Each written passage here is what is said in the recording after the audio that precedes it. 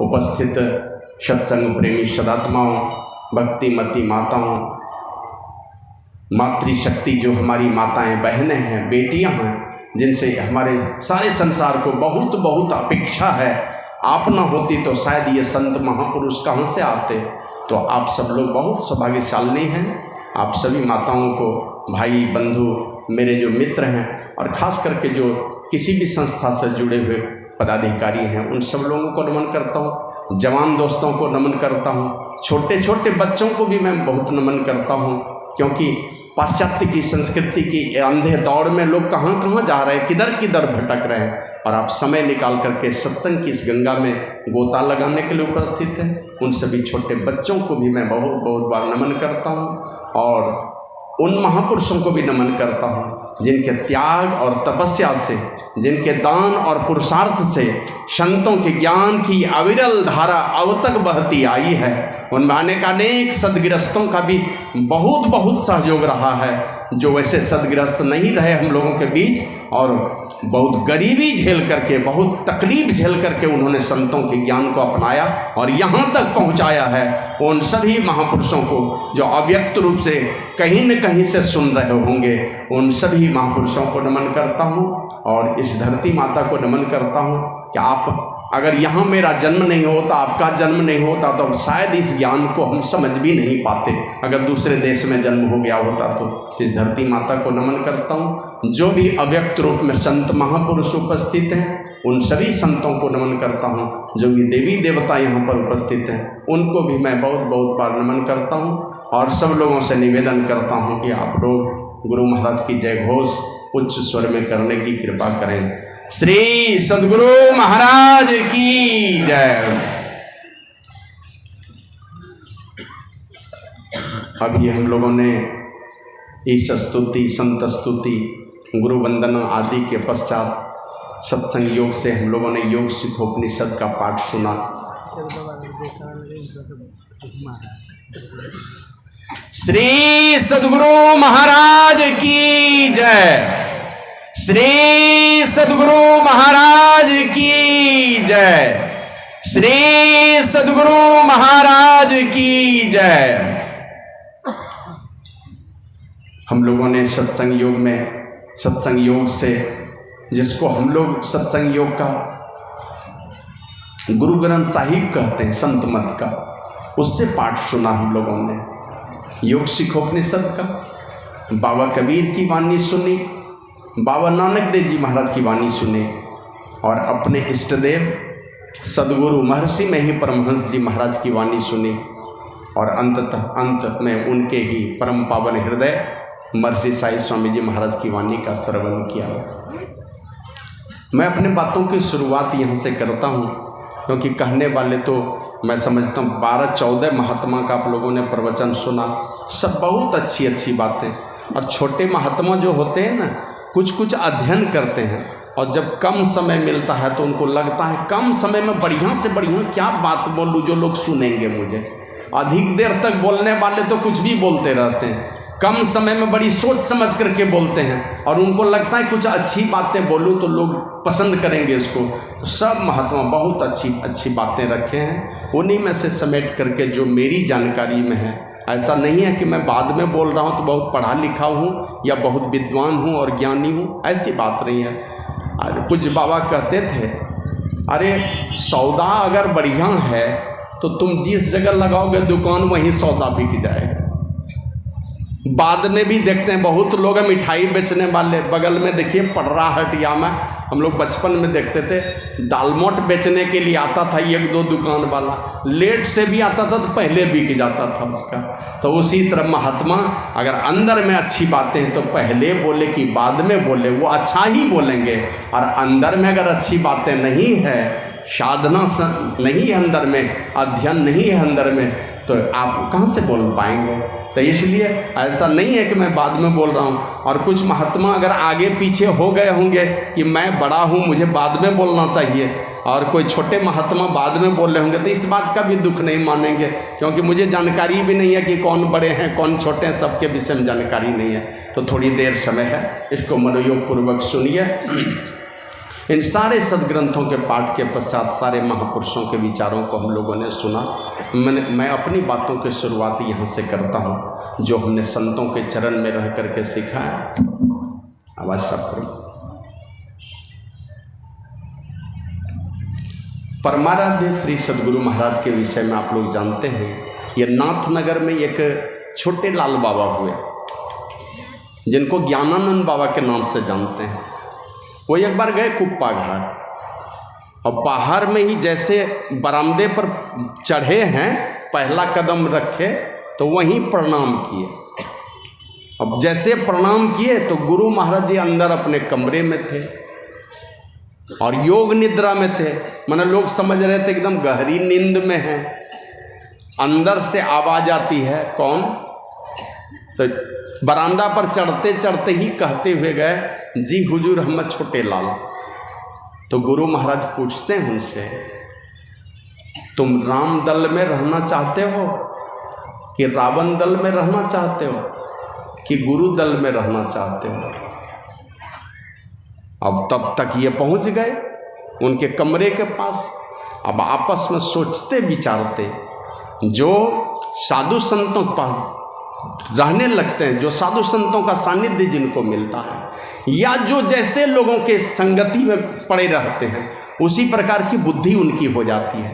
तो बराबर गुरु महाराज का सानिध्य मिलता रहा था, कुछ तो बुद्धि परिष्कृत हो जाती है। अब वो विचार करने लगे कि जो कागभूषुंडी जी जिस गुरु से दीक्षा लिया, वो गुरु जी आए, और ये कागभूषुंडी जी पिछले जन्म में धनी और दाम्भिक शूद्र था, शैव गुरु से दीक्षा लिया था, बैठ के शिव मंदिर में पूजा कर रहे थे, और उनके गुरुदेव आए, उठ करके प्रणाम नहीं किया। उसने यही सोचा, करे गुरुदेव जिनकी पूजा करने के लिए बतलाएं उन्हीं की तो पूजा कर रहा हूँ, ये सोच करके उन्होंने गुरु का सम्मान नहीं किया। तो परिणाम क्या हुआ? हजारों वर्षों तक अजगर की जोनी में जाना पड़ा। अब मन ही मन बहुत सारी बातें, 1-2 मिनट के अंदर ही बहुत सारी बातें मन में खलबली मचाने लगी। बाबा कबीर की वाणी याद आई, 3 लोक 9 खंड में, गुरुते बड़ा न कोय, करता करे ना करी सके, गुरु करे सो है। तो ये सब बातें जो मन में आने लगी, फिर वो मन ही मन सोचते हैं, हरि अगर रूठ जाए तो गुरु तो मना सकते हैं, और गुरु ही अगर रूठे तो कौन मनाने वाला? हरि रूठे गुरु ठौर है, गुरु रूठे नहीं ठौर। अगर गुरु ही रूठ गए तो ठौर नहीं, आपका ठिकाना नहीं रहेगा। तो झट से ये जवाब देते हैं छोटे लाल बाबा, हुजूर हम तो गुरु दल में ही रहना चाहते हैं, राम दल और रावण दल में नहीं रहना चाहते हैं। तो गुरु महाराज कहते हैं, जाइए तब तो आप बच गए। छोटे लाल बाबा को कहते हैं, जाइए तब तो बच गए। मतलब हमारे गुरु महाराज जी समझाए बाद में, रावण दल में रहोगे मूढ़ बुद्धि रहेगी, राक्षसी वृत्ति रहेगी, आसुरी वृत्ति रहेगी, और आपके मन में चंचलता और मूढ़ता पैदा होता रहेगा।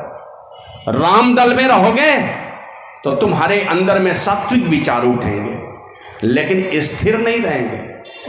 सात्विक विचार उठेंगे, स्थिर नहीं रहेंगे, अस्थिर विचार होंगे। लेकिन अगर गुरु दल में रहोगे, हमेशा ऊंचे विचार उठेंगे, और आपके अंदर में सात्विक विचार उठेंगे, और सात्विक विचार में भी स्थिरता आपके अंदर में रहेगी। और इसीलिए हमारे गुरु महाराज लिखते हैं, गंग जमुन सरस्वती संगम पर संध्या करुणित भाई, दाहिनी धारा गंगा की धारा, बाईं धारा यमुना की धारा, दोनों धारा के बीच में दाईं धारा आपके अंदर में चंचलता, स्थिरता रही होगा तो सात्विक, लेकिन स्थिर धारा नहीं होगी। बाईं धारा मूढ़ता पैदा करने वाली का, दोनों के बीच में जो सरस्वती की धारा है वो है गुरु दल। उस दल में जो सवार होगा, उस सरस्वती की गहराई में जो डुबकी लगाएगा, कहते हैं वही गुरु के दल में रहेगा, और वही मुक्ति के पद को प्राप्त करता है जो उस दल में डुबकी लगाता है। तो इसी बात की चर्चा हम लोग सुन रहे थे। शंकर भगवान के पास गए। कौन गए? ये कोई साधारण लोग नहीं।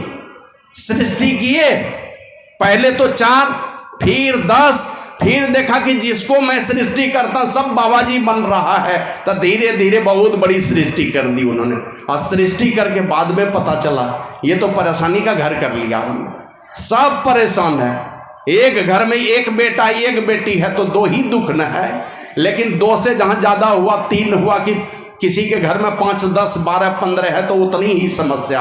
अब ब्रह्मा जी परेशान हो गए, इतनी बड़ी सृष्टि हमने कर दी और सारे जीव परेशान हैं। बाबा शाही स्वामी जी महाराज के भजन में हम लोग आते हैं, सुनहु सत्य लोक के वासी सदगुरु मोरी रे, विनय करो कर जोरी रे ना, मेरी भव सागर में नैया ना ही कोई है खेवैया, गुरु है छाई घटा घनघोर और नहीं छोरी रे। सब जीव इसी मझधार में डूब रहा है, चारों दिश की चार बयारी करती डगमग नाव हमारी, और तापर काम क्रोध मद लोभ बैठी झकझोरी रे। इन सारे विकारों से ग्रस्त और त्रैतापों से त्रस्त ये मानव परेशान है, और जीव भी परेशान है, लेकिन वो अपना दुख नहीं व्यक्त कर पाता है। मनुष्य अपना दुख व्यक्त कर सकता है। तो ये सोच करके ब्रह्मा जी को लगा कि सृष्टि तो हमने करी, लेकिन ये सृष्टि करने के बाद ये सारे जीव दुखी हैं, तो इनके दुख की निवृत्ति कहाँ से होगी। तो यही दुख की निवृत्ति के लिए बाबा ब्रह्मा जी चले जाते हैं बाबा भोलेनाथ के पास, और बाबा भोलेनाथ से पूछते हैं कि भगवान आप बताइए, सारे जीव परेशान हैं, इसके दुख से निवृत्ति का उपाय क्या है।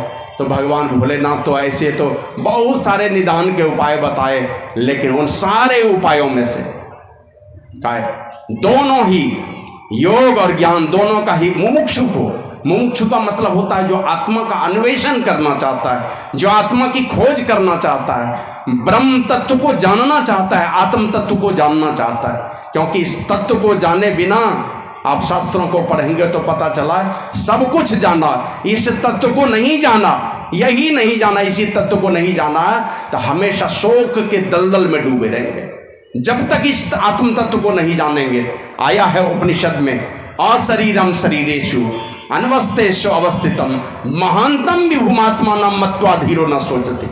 जो शरीरों में शरीर रहित और अनित्यों में नित्य उस महान और सर्वव्यापक आत्मा को जो जान लेता वही शोक रहित होता है, वही दुख से मुक्त हो सकता है। और दुखों के निवृत्ति का कोई लाख उपाय कर लें और ये वाला उपाय नहीं करेंगे तो कभी दुखों की निवृत्ति नहीं हो सकती।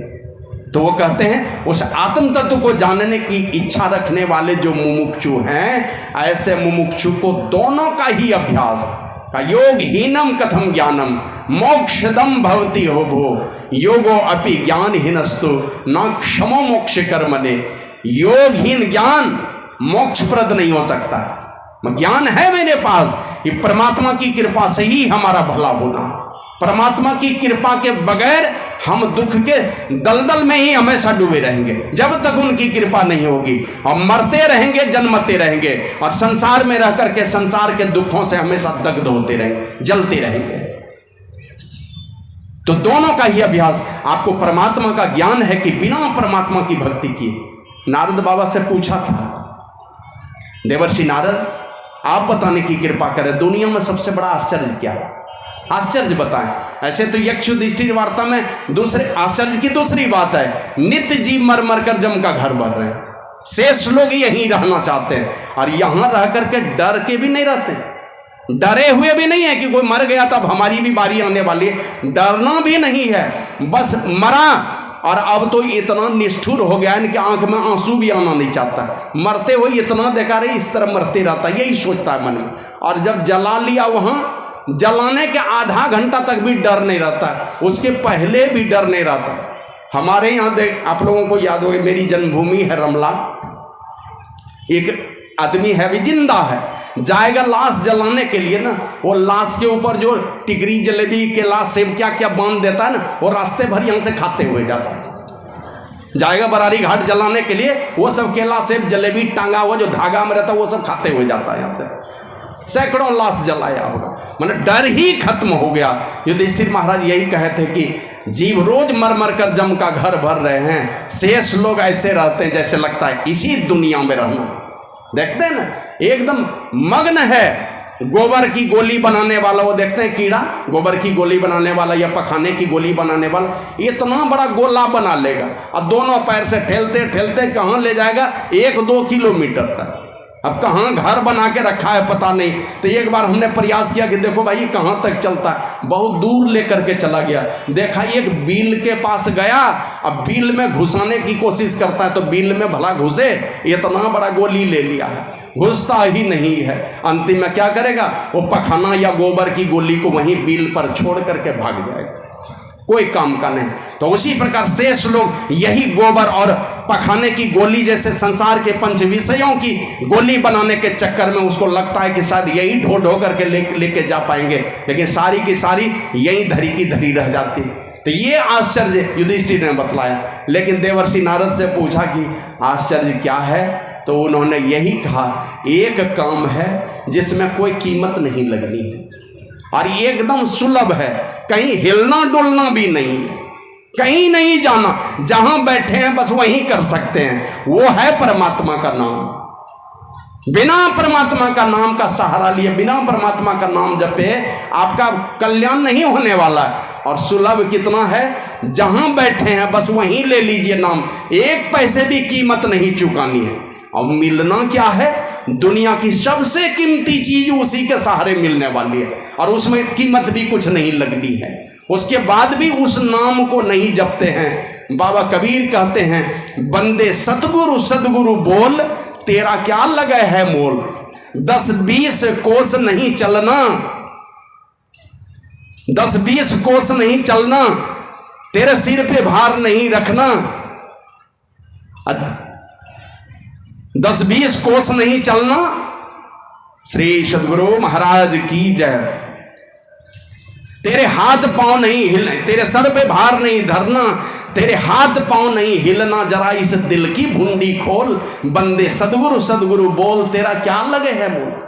कोई कीमत नहीं लगनी है, फिर भी लोग उस नाम का उच्चारण नहीं करना चाहते हैं, जबकि उसी नाम से हमारा कल्याण होने वाला है। कोई पैसा नहीं लगना, कोई शरीर नहीं हिलना, बस जहां बैठे वहीं लेना शुरू कर दीजिए, कुछ भी नहीं करना, बस मन ही मन जपते रहना। दुनिया का सबसे बड़ा आश्चर्य है कि इसी से कल्याण होगा, कीमत कुछ भी नहीं लगनी है, सब जगह सुलभ है, आसानी से ले सकता है, चाहे वो चमार कुल के लोग हों कि ब्राह्मण कुल के लोग हों, कोई भी ले सकता है, उसमें कहीं बाधा नहीं है।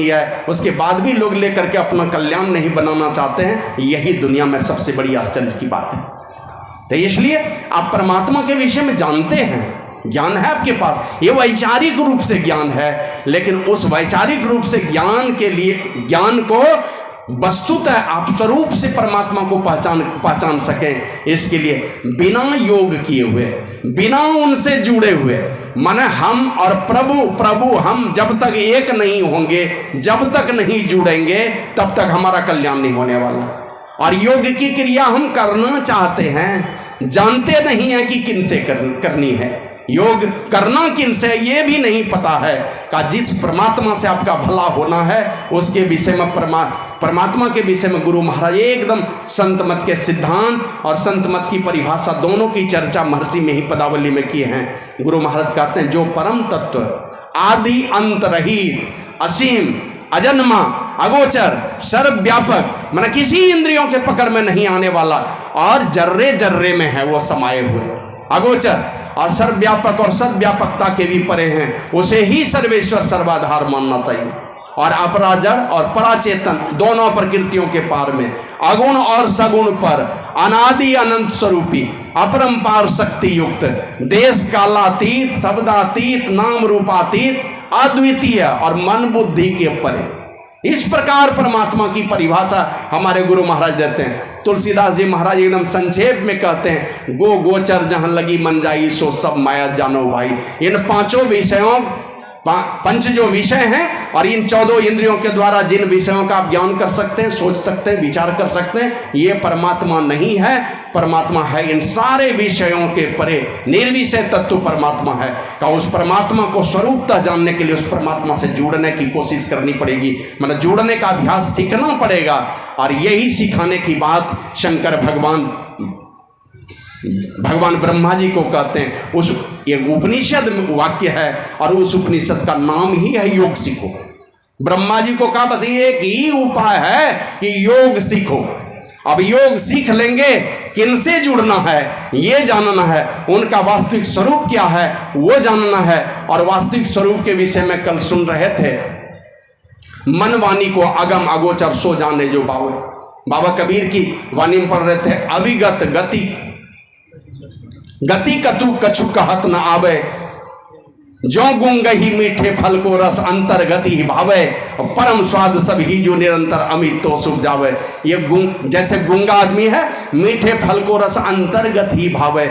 जो मीठा फल खाता है उसके रस को, मतलब खट्टा है कि मीठा है कि तीता है कि चरपरा है कि खट्टा है, किस प्रकार का है कि नमकीन है, कैसा है स्वाद, गूंगा आदमी मन ही मन विचार करता है, बोल नहीं पाता है। जैसे गूंगे आदमी को गुड़ खिला दीजिए तो ये विषय है गूंगे का गुड़ भाई, गूंगे के लिए जैसे गुड़ की बात है उसी प्रकार ये परमात्मा के विषय की बात है। ये गूंगे का गुड़ है, जैसे गूंगा आदमी उसका किसी चीज़ का स्वाद नहीं बता सकता, मन ही मन भावता है, उसी प्रकार ये आत्मा की बात है, आत्मा से ग्रहण करने योग्य बातें हैं। ये मन आदि इंद्रियों के द्वारा, 14 इंद्रियों के द्वारा उसको प्राप्त नहीं किया जा सकता है। हमारे गुरु महाराज लिखते हैं, बुद्धि परे चिंतन से न्यारा, अगम अनाम कहाई, रह में ही गुरु सेवा लेना तभी होई रसाई।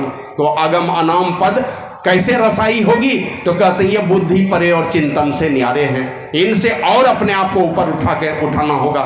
मतलब पांचों आवरणों को अपने ऊपर पड़े हुए ये जो पांचों पर्दे हैं, 5 शरीर हैं हमारे ऊपर में, इन 5 शरीरों को हटाना पड़ेगा। और अंधकार प्रकाश और शब्द, इन तीनों पर्दों को हटा करके ही हम अपने वास्तविक स्वरूप में जिस दिन आएंगे उसी समय उस परमात्मा का साक्षात्कार हो पाएगा, उसी समय उस परमात्मा को, माना अपने आप को ही उस परमात्मा स्वरूप में हम लोग देख पाएंगे।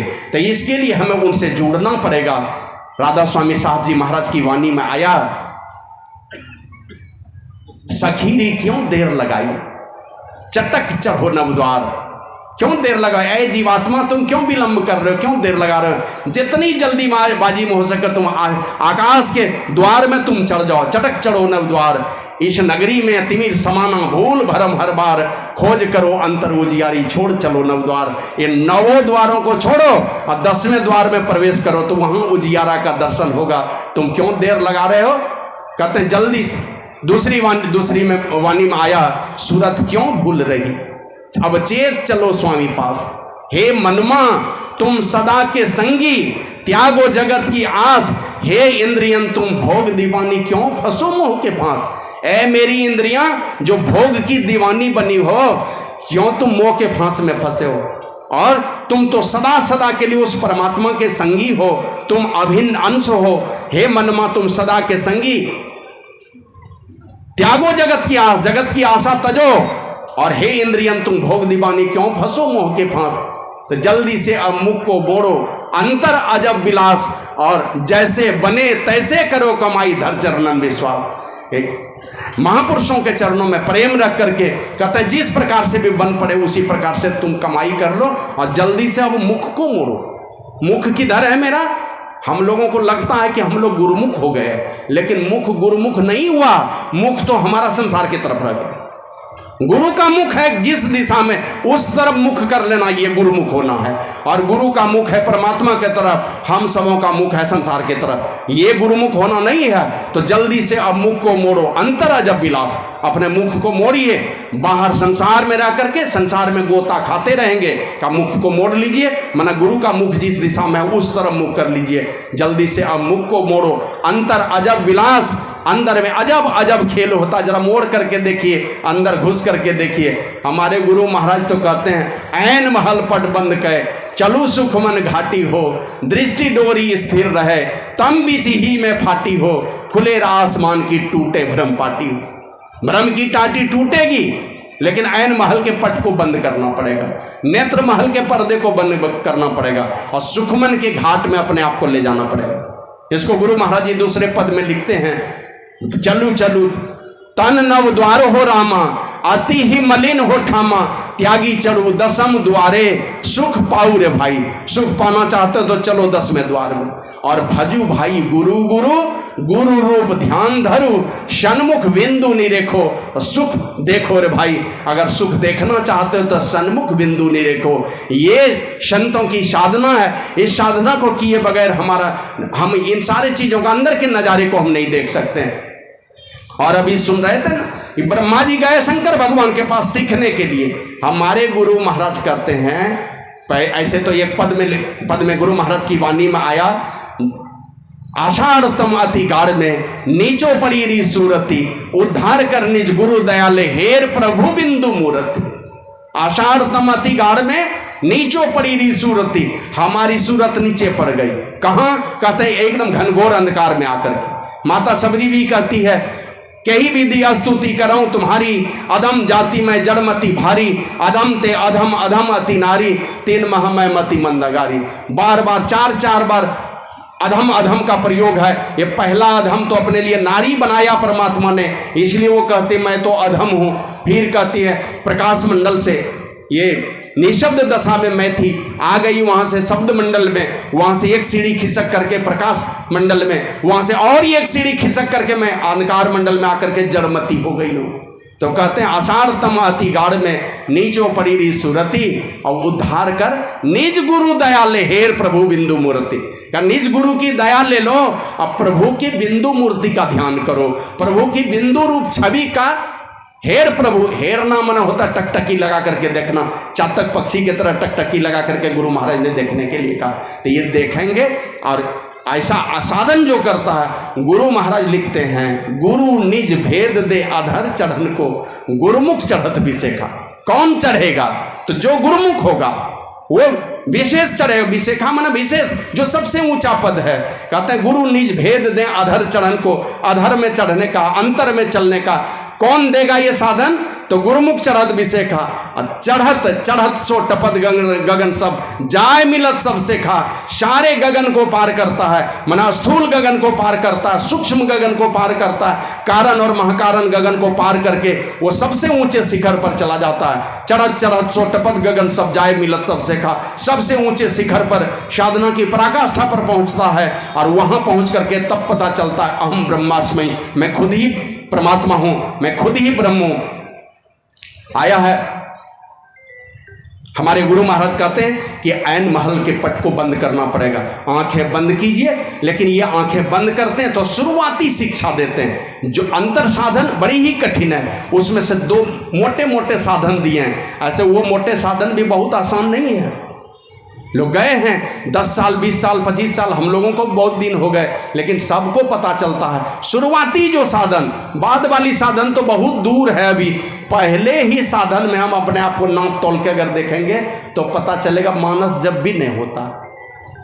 आंखें खुली है, कुछ देर तक कहीं 2-4 मिनट 10-20 बार कहीं जब मंत्र का जप हो गया तो हो गया, फिर गए दुनिया के वही क्या कहते हैं रुई धुनने के चक्कर में, जैसे धुनिया जाता है उसी तरह पंचविषयों के रुई को हम लोग धुनना शुरू करते हैं। तो दृढ़ता से पहले एकनिष्ठ भाव से दुनिया के सारे विचारों को भुला करके हम बैठेंगे। जिस समय बैठ करके, और बैठने में भी है घंटों घंटों, जो बैठ नहीं पाएंगे ध्यान नहीं होगा।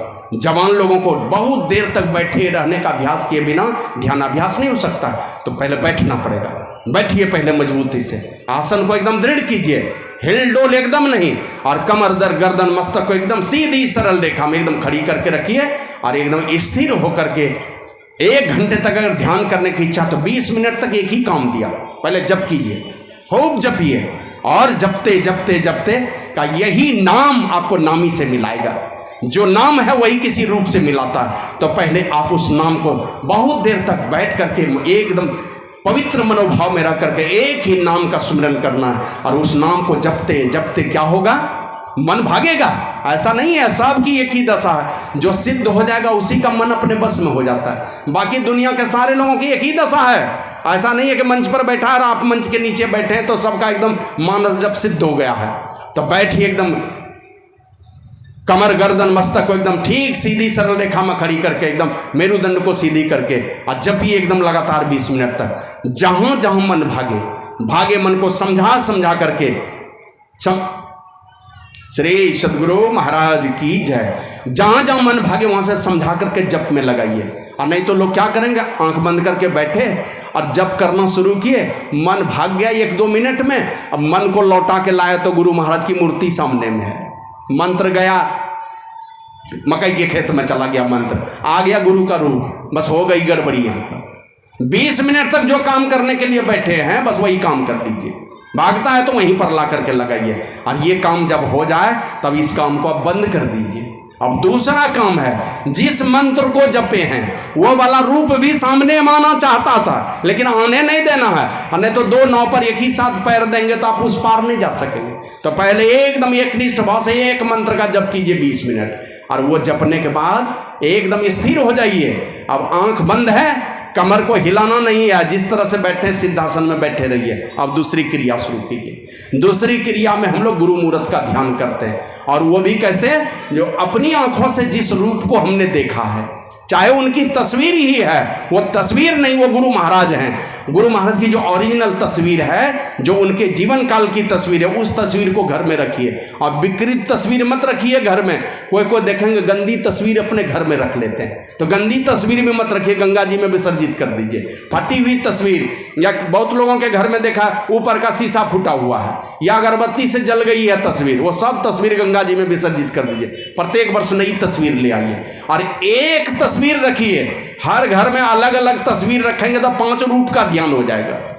गुरु महाराज का भी ध्यान करते हैं, एक रूप ला करके रखिए कि बार बार वही रूप आपके मन में आकर के बैठे, और खुले आंखों से जिन रूप को देखते हैं उसी गुरु महाराज की मूर्त को अपने आंखों से देखना है, बंद आंखों से देखना है। और मन ही मन, जिस समय हम गुरु मंत्र का जप करते हैं, हमारा मन जपता है मंत्र को, दृष्टि कहाँ रहेगी, इस पर भी लोगों को थोड़ा भ्रम होता है। जिस समय जप करते हैं तो दृष्टि हमारी कहाँ पर रहेगी, तो दृष्टि उसमें हल्के अंधकार में, दृष्टि हमारी वहां पर हल्के अंधकार में, मन लगा हुआ है जप में, मन जप कर रहा है, मन है मंत्र में, और दृष्टि हमारी हल्के अंधकार में, धुंधले अंधकार में स्थिर है। और दूसरी क्रिया जब करेंगे मानस ध्यान, तो उसमें मन और दृष्टि दोनों हमारे इष्ट के मूर्त पर, मन दृष्टि दोनों एक ही जगह लगी रहनी चाहिए। और कितनी देर तक, तो कहा 1 घंटे अगर बैठते हैं तो 20 मिनट। कोई ऐसे भाग्यशाली लोग हैं, जैसे आंख बंद करते हैं गुरु महाराज की मानस मूर्ति तुरंत आ जाती है सामने में, धुंधला भी रूप आ जाए, बस मन ही मन प्रणाम कर लीजिए, दूसरी क्रिया खत्म हो गई। मन ही मन प्रणाम करना है, ज्यादा देर तक वहां रुकना नहीं है। मन ही मन प्रणाम कर लिया, एक बार भी धुंधला रूप अगर दिखलाई पड़ गया तो देख लीजिए, और बस वो मन ही मन प्रणाम करके उसको भी बंद कीजिए। अब बस स्थिर होना है, और यहीं पर संतों का असली ज्ञान है, जो भगवान श्री राम ने और एक गुपुत मत कहूँ सबही कर जोरी, शंकर भजन बिना नर भक्ति न पावे पोरी। यही शंकर भजन है। दोनों दृष्टिधारों को गुरु इंगित स्थान पर गुरु के इशारे से नासिका के अग्रभाग में कहाँ पर स्थिर करना है, इसकी योग्यता आपको है। हमारे गुरु महाराज कहते हैं, 2 नयन बीचों बीच सन्मुख, एक टक देखत रहो, एकदम टकटकी लगा करके। किस प्रकार, तो वाल्मीकि मुनि कहते हैं, लोचन चातक जिन्ह करी राखे, रही दरस जल दर अभिलाखे, निद रही सरित सिंधु सर भारी, रूप बिंदु जल होई सुखारी, तिनके हृदय सदन सुखदायक, बसहु बंधु सिया सह रघुनायक। का चातक पक्षी जिस प्रकार टकटकी लगा करके कहाँ देखती है, देखती रहती है चंद्रमा को, और जब स्वाति नक्षत्र में वर्षा होती है ना, उस समय चोंच खोलती है, देखती रहती उसी बादल में चंद्रमा को। अब बादल जब वर्षा का रूप लेकर के बरसना शुरू होता है स्वाति नक्षत्र में, तब चातक पक्षी चोंच खोलती है। 1-2 बूंद पानी चोंच में के अंदर, चोंच के द्वारा पेट में गया, बस जितना बूंद उसके पेट में चला जाए पूरा साल गुजार देगी उसी पानी में। दूसरा पानी पीना नहीं है, वही 2-4 बूंद चोंच फैलाने पर जो आ जाए बस उसी से तृप्त हो जाती है। का इस प्रकार जिसकी दृष्टि टकटकी लगा करके, कहते निद रही सरित सिंधु सर भारी, और रूप बिंदु जल होई सुकारी। निद रही मना अनादर करती है चातक पक्षी, अपमान करती है दूसरे पानी को। सागर का पानी, पोखर का पानी, नदी का पानी, कुएं का पानी आप डुबा देंगे तो भी नहीं पीने वाला, वो चातक पक्षी नहीं पिएगा। संकल्प ले रखा है कि हमको वही बिंदु पान करना। उसी प्रकार जो साधक मानस जाप और मानस ध्यान करके संतों से युक्ति सीख करके दृष्टि को स्थिर रख पाता है ना, एक अलौकिक आनंद की प्राप्ति होती है। बिंदु ध्यान सबके मन माना, अब तुम बैठो आत्म स्थाना, वहीं जाकर के मन मानता है। और नहीं तो मन कहीं बैठना नहीं चाहता है। मन के बैठने का एक ही जगह है, वहीं से द्वार खुलेगा परमात्मा का, वहीं पर मन बैठता है। एक बार ये संत रविदास जी महाराज के घर पर पहुंच गए। एक बाद में हुए एक बड़े महात्मा पीपा जी महाराज, काशी के नरेश थे, राजा थे। वो गए उनके यहाँ, तो उनके कोई कहते हैं उनकी पत्नी थी, कोई कहते हैं उनके चेले चेली लोग जो है ना आसनी बिछा दिए बैठने के लिए, राजा के लिए, पीपा जी के लिए बैठने दिए। तो बैठना चाहे उठ गए, मना कमर झुकाए, बैठना चाहे लेकिन बैठे नहीं। तो बाहर में ले जाके बिछा दिए, बाहर में भी नहीं बैठे। और दूसरे पेड़ के नीचे ले जाके बिछा दिए, वहाँ भी नहीं बैठे। संत रविदास उधर से आए, कहा अरे पगली तुमको समझ में है कुछ बात? अरे वो राजा है राजा, तुम कौन सा बिछावन दी है बैठने के लिए? ये चमड़े पर थोड़े बैठेंगे वो राजा इस पर नहीं बैठेंगे। तो दूसरी अच्छी चटाई निकाल करके दिए बैठने के लिए, तब बैठ गया। तो कहा उसी प्रकार ये मन क्या है? ये पीपाजी महाराज है, राजा है राजा। ये मन जहां तहां बैठने वाला नहीं है। ऐसे बैठाने की कोशिश तो लोगों ने की है। कैसे कैसे लोग इस धरती पर आए। भगवान बुद्ध की चर्चा सुनते हैं ना, यहाँ तो एक एसी कमरा बनाता है। और महाराजा शुद्धोधन ने कितने विशाल मकान बनाए, 6 और हमारे भारत में 6 ऋतु की व्यवस्था है ना, 6 ऋतु की व्यवस्था अलग अलग घर में कर दिया। माना ग्रीष्म ऋतु का आनंद लेना है कि वर्षा ऋतु का आनंद लेना है, शिशिर ऋतु का आनंद लेना है कि हेमंत ऋतु का आनंद लेना है, बसंत ऋतु का आनंद लेना है, जिस ऋतु का आनंद लेना है, जिस कमरे में जाना है चले जाओ। इस तरह की व्यवस्था महाराजा शुद्धोधन ने कर दी। और पत्नी, जब आप जानते हैं महाराजा शुद्धोधन चक्रवर्ती सम्राट थे, माने 1 लाख से ज्यादा राजा पर उनका शासन था। तो कौन अपनी बेटी को उस घर की बहू नहीं बनाना चाहेगा? तो विश्व सुंदरी को उठा दिया, यशोधरा को। का कहीं हिलने डुलने की बात नहीं। बस माँ बाप समझता भी है इसी जगह पर, अरे हमारा फर्ज था बस बेटा का ब्याह करा दिया, यही फर्ज खत्म हो गया। बाद में दारू पिए कि दोनों पति पत्नी लड़ते झगड़ते मर जाए, बस बाप यही सोचता है ब्याह करा दो, यही जवाबदेही खत्म हो गई। तो करवा दिया। इन सारी व्यवस्था के ढेर पर भी बैठ करके रहा वो क्या, बस रात में ही निकला, पुत्र हुआ था, है ना, एकदम खूबसूरत बेटा। और उसी के खुशी में बहुत बड़ा मैंने क्या कहते हैं नाच गान का कार्यक्रम किया। और वो नाच गान देख लिया, रात में घूम करके देख लिया कि जितनी नाचने वाली नचनियाँ लोग थी, नित्यांगना, सब लोग दारू पी पी करके एकदम बेसुध अवस्था में जहाँ तहाँ मैंने नंग धड़ंग पड़ी है, किनके वस्त्र कहाँ उल्टे पुल्टे हैं, देख लिया भगवान बुद्ध ने रात में, और रात में ही छोड़ के भाग गया। अब छंदक पूछता है कि बेटे कहाँ जा रहे हो? तो बोला कि चचा मैं नहीं रहूँगा, इस घर में आग लग गई। कहा आग तो नहीं लगी, मैं तो देख रहा हूँ। करे आप बाहर से देखते हैं ना, मैंने देखा घर के अंदर में आग लगी है।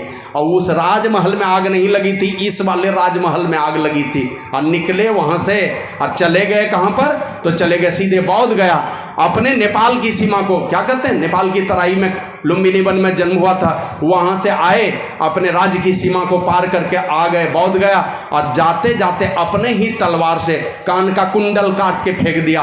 और जितना बाल था एकदम जेंट्स पार्लर में सजाया हुआ, सब बाल को काट करके अपने को बदसूरत बना लिया।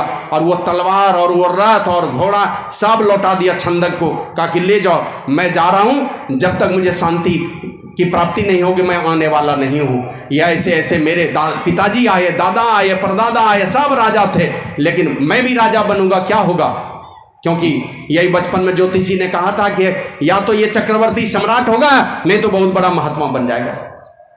देख लिए, जो चीज राजा ने मना किया था कि देखो ले जाना मेरे बेटे को, लेकिन इनको कभी भी किसी रोगी का दर्शन नहीं कराना, रोगी नहीं आना चाहिए इसके सामने में, कोई बूढ़ा आदमी नहीं आना चाहिए, और कोई मरा हुआ भी आदमी नहीं आना चाहिए। और जहां जहां फुलवारी है उसमें एक भी कुम्हलाया हुआ फूल नहीं रहना चाहिए। लेकिन हुआ क्या, जो भवितव्यता है, जो होना है वो होके रहेगी। आप कितनी देर तक जल की धारा को रोक के रख सकते हैं? वो तो एक न एक दिन छेद करके अड्डा तोड़ करके निकल ही जाएगा। और ऐसा ही होता है, आप लाख कोशिश करेंगे, जिनको महात्मा बनना है, माँ बाप लाख कोशिश करेंगे, वो घर द्वार छोड़ के भाग जाएगा। और जिनको नहीं बनना है तो देखिए साधु बन करके फिर लौट करके घर चला आता है। तो इसलिए भगवान बुद्ध के पिताजी ने सारी व्यवस्था कर दी, और सारी व्यवस्था को छोड़ करके भी मन वहाँ पर बैठा नहीं, चले गए। और कहाँ बैठा? तो बौद्ध गया में गए, बोधि वृक्ष के नीचे 5.5 वर्षों तक कठिन तपस्या की, और कठिन तपस्या करके तब वो लौटे हैं वहाँ से। और लौटे तो 1-2 नहीं, मना कितने भाई थे पता नहीं, वो तो गिनती नहीं है मेरे पास। मना चचेरे भाई, मौसेरे भाई, फुफेरे भाई, कौन कौन भाई थे, सब भाई को सन्यासी बना दिया। बड़े बड़े राजा महाराजा उनके समय में सन्यासी बन गए, और हजारों हजार भिक्षु एक साथ सशरीर, ये शरीर लेकर के ही आसमान में उड़ते थे। नीचे की तो बात छोड़ दी, आसमान में उड़ते थे पूरा शरीर लेकर के। ये इतनी औकात, इतनी सामर्थ्य भगवान बुद्ध ने कहाँ जाकर के प्राप्त की? तो एकांत में जाकर के बोधि वृक्ष के नीचे बैठा, और बैठ करके जो महापुरुषों से सीखा था, ऐसे उनको ये सौभाग्य प्राप्त नहीं हुआ। एक सज्जन ने पूछा था गुरु महाराज से, हुजूर भगवान बुद्ध इतने ज्ञान ध्यान के बड़े थे, इतने महान थे, उनको 550 जन्म लग गए, 550 जन्म, 591 जन्म में मुक्ति मिली, और दूसरे जीवन में भी 5.5 वर्ष उन्होंने कठिन तपस्या की। इतने बड़े त्यागी बैरागी महापुरुष को 550 जन्म लगे। हम लोगों की क्या औकात है, हम लोगों की क्या गति होगी, हम लोगों की क्या हालत होगी जब इतने बड़े त्यागी बैरागी को इतने दिन लगे? तो गुरु महाराज कहते हैं कि सबरी को कितने जन्म लगे थे? बोला 1 जन्म खिकिरनी का, दूसरा जन्म छत्रानी का, तीसरा जन्म सबरी का भगवान बुद्ध ने 550 जन्म की कथा सुनाए हैं। कहाँ किस शरीर में कहाँ पर रहे थे, ये कथा सुनाए हैं। और वो सारी कथा है जातक कथा में वर्णित। उसको पढ़ के देखो, कहीं पर उन्होंने लिखा है कि हमें कोई सिद्ध गुरु मिले? भगवान बुद्ध ने नहीं लिखा। कहीं पर हमको सिद्ध गुरु मिले, कहीं नहीं लिखा। नहीं मिले सिद्ध गुरु उनको, इसलिए 550 जन्म लग गए। सबरी को सिद्ध गुरु मिलते गए, इसलिए 3 जन्म में ही काम तमाम हो गया। अब जिस दिन तुमको गुरु मिल गए, सच्चे सदगुरु, सत्संग योग को पढ़िए, उसमें लिखा है गुरु महाराज ने, सच्चे सदगुरु का मिलना सर्वेश्वर के मिलने के तुल्य है। और सच्चे सदगुरु अगर मिल गए तो काम आधा बन गया, आधा काम फाइनल है। गुरु मिल जाना चाहिए। बाबा साहिब स्वामी जी महाराज कहते थे, मरने के मतलब जीवन भर खोजो, अंतिम समय में भी, अगर अंतिम सांस की घड़ी में भी अगर सच्चे सदगुरु मिल गए तो समझो कि सौदा सस्ते में पट गया। बाबा कबीर तो कहते हैं, यह तन विष की बेलरी, गुरु अमृत की खान, शीश दिए जो गुरु मिले तो भी सस्ता जान। मतलब गर्दन उतार करके भी दे करके अगर कहीं गुरु मिल रहे हैं, कहते सौदा सस्ता हो गया। मैंने ये भी बहुत महंगा नहीं, अगर जीवन भी कुर्बान कर दिया तुमने तो कह के अगर सच्चे सदगुरु मिल गए, तुम्हारा आधा काम बन गया।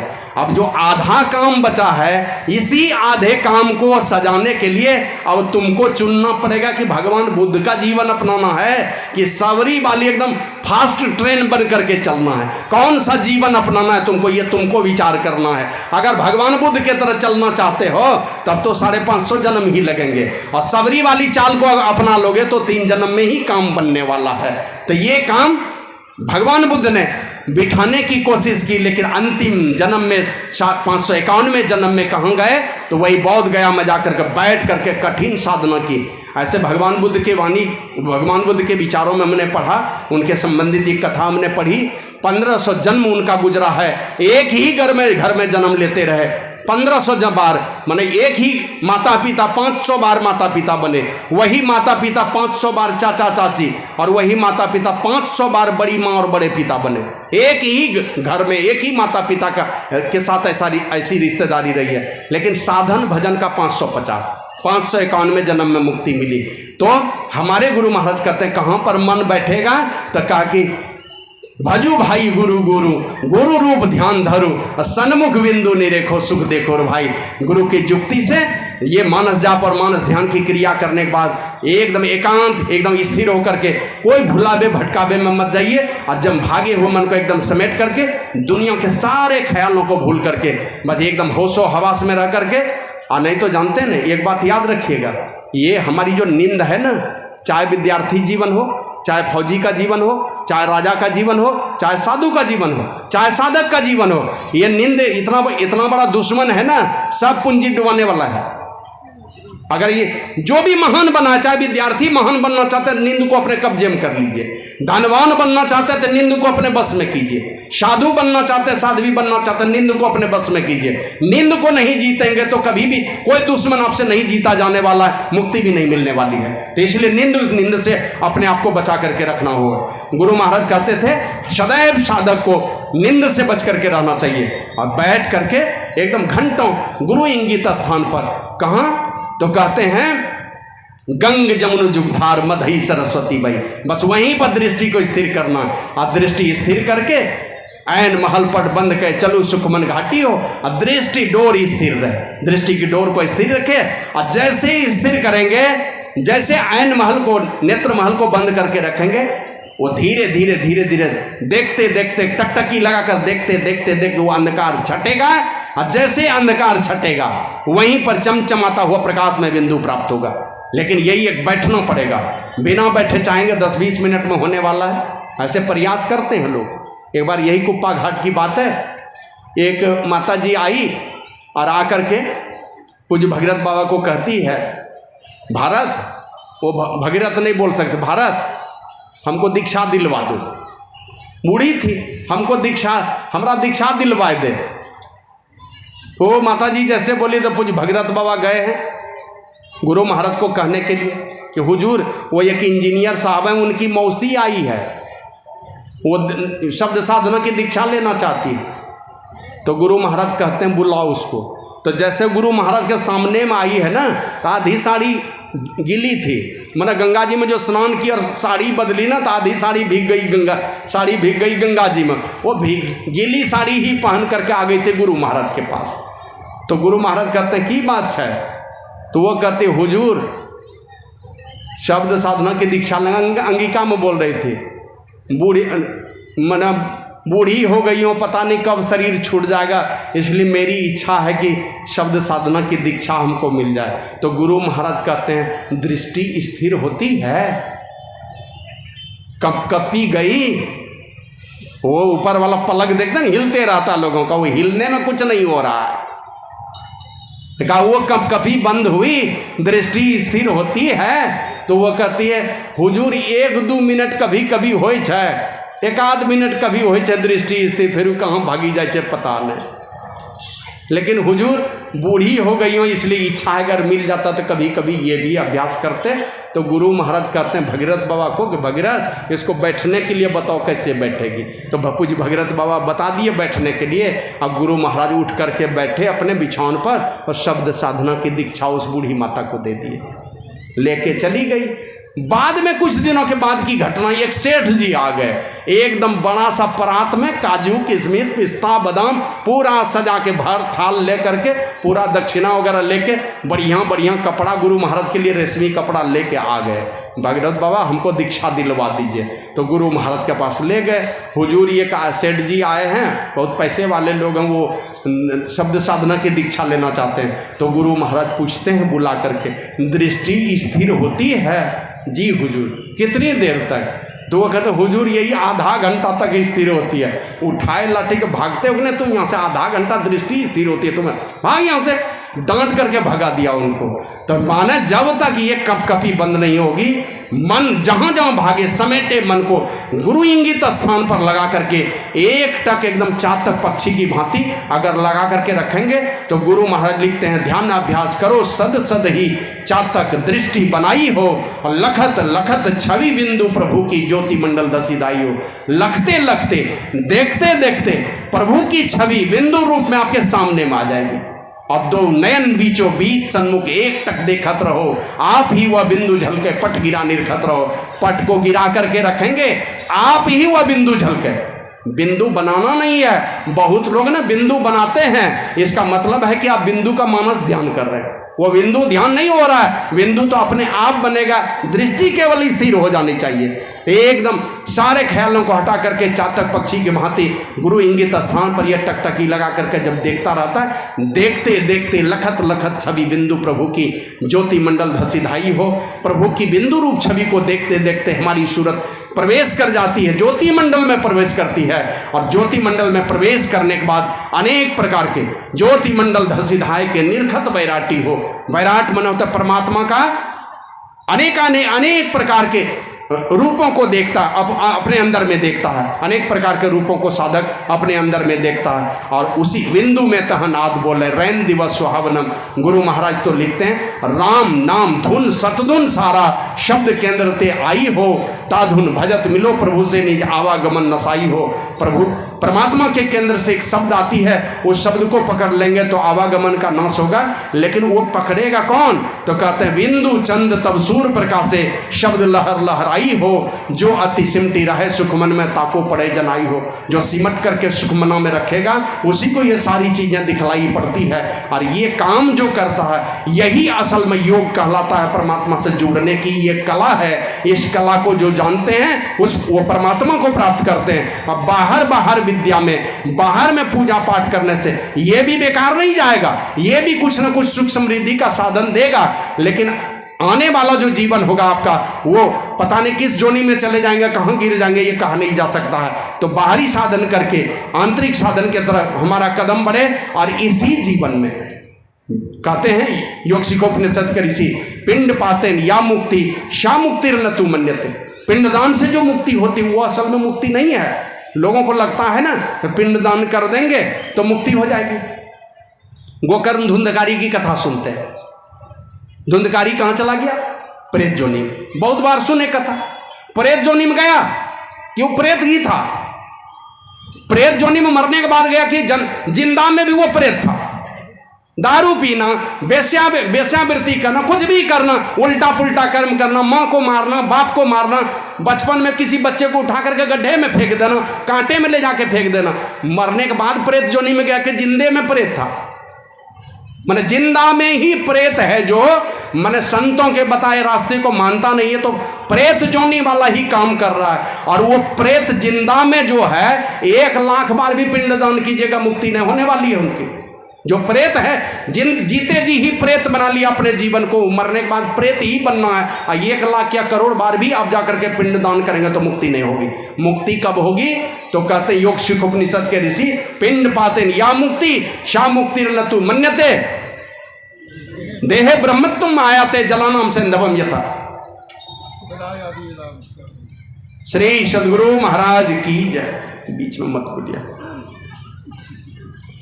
कुछ भी स्मृति होती है तो अपने स्मृति आएगी। श्री सदगुरु महाराज की जय। पिंडदान से जो मुक्ति होती वो मुक्ति नहीं है। मुक्ति तब है जब जीव ब्रह्मत्व को प्राप्त कर ले, जीव परमात्मा में मिल जाए। किस प्रकार?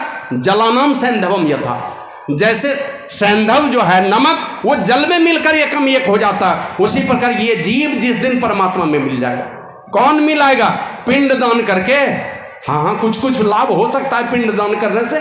जैसे देखते हैं सूर्य भगवान को यहाँ से जल चढ़ाते हैं तो लोग हंसते हैं, ये सूर्य भगवान को जल चढ़ाते हैं वहाँ पहुँचेगा क्या? ऐसा ही कटाक्ष करते हैं लोग। हमारी सभ्यता संस्कृति में हमारे पूर्वजों ने जो ज्ञान दिया उस पर कटाक्ष करते हैं। अरे नहीं पहुँचता है जल, हमारी भावना पहुँचती है। जल के माध्यम से हम अपनी भावना को पहुँचाते हैं। हम अपने भाई को 500 रुपया मनी ऑर्डर कर देंगे, मेरा वाला 500 नहीं जाएगा, लेकिन मेरे भाई को 500 मिलेगा कि नहीं? मेरा वाला 500 का नोट भले ही नहीं जाए उनके पास, लेकिन मेरे भाई को 500 मिलेगा। वो दूसरा वाला नोट मिलेगा, लेकिन 500 उनको जाकर के मिल जाएगा। श्री सदगुरु महाराज की जय। तो हमारी भावना जाती है वहां पर। तो पिंडदान करने से मुक्ति नहीं होती है। कुछ सुख शांति आ जाए किसी योनि में, थोड़े दिन के लिए आ सकती है, लेकिन आपकी मुक्ति कब होगी? जब जिस दिन आप जीते जी साधन करके अपने आप को उस परमात्मा में मिला देंगे। उस परमात्मा को जिस दिन प्राप्त कर लेंगे उसी दिन आपकी मुक्ति होने वाली है। और ये होगा कब? तो बाबा कबीर कहते हैं, साधो भाई जीवत ही करो आशा। जीते जी ही कर लो, जीवत समझे, जीवत बूझे, जीवत मुक्ति निवासा, जियत कर्म की फांस न काटी, मुए मुक्ति की आशा। जीते जी कर्म का फांस काटा नहीं अधोगति में जाने वाला अपने जीवन को बना करके रखा और अंतिम में चाहते को मुक्ति दे देगा। हमारे गुरु महाराज कहते थे एक तुम्हारा बाल बच्चा 1 लाख भी पिंडदान करेगा, 1 लाख बार भी श्राद्ध करेगा, उससे जो लाभ होगा जीते जी तुम अकेले जो कर लोगे ना उससे कई गुना तुम्हारा लाभ होगा।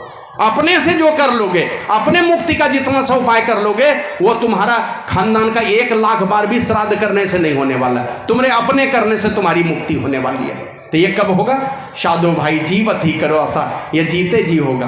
और तन छूटे जीव मिलन कहत हो, शरीर छूटता है तो लोग बुझता है भगवान से जाके मिल गया। और पंडित पुरोहित आकर के पितर मिलन भी करा देते हैं। पिंड दान कर दिया, एक पिंड को दूसरे पिंड में मिला दिया। कौन पिंड है भाई? आप ही लोग देखते हैं आटा का कि चावल का कौन चीज़ का पिंड बनाता है, इस पिंड को उसमें दे दिया। पूछिए जाकर के वहाँ आपके दादाजी वहाँ खजूर के गाछ पर बैठे हुए हैं, पिंड दान होने वाला है। हमारे दादाजी नहीं थे सत्संगी, हमारे बड़े भाई सत्संगी हो गए, कभी पिंडदान होने वाला है उनका? हमारे दादाजी नहीं होंगे सत्संगी तो किसी और लोक में होंगे, बड़े भाई सत्संगी तो उस लोक में काहे के ले जाएंगे? कभी पिंडदान नहीं होने वाला। पिंडदान करेंगे भी तो गलत दान हो जाएगा। अगर पिंडदान करना चाहते हैं तो अपना पिंडदान तो शरीर रहते ही कर रहे हैं, रोज दिन ध्यान कर रहे हैं अपने आप को उस परमात्मा में मिलाने के लिए। तो ये काम का तन छूटे जीव मिलन कहता हूँ, सो सब झूठी आशा, और अब हूँ मिला सो तब हूँ मिलेगा, नहीं तो जमपुर वासा।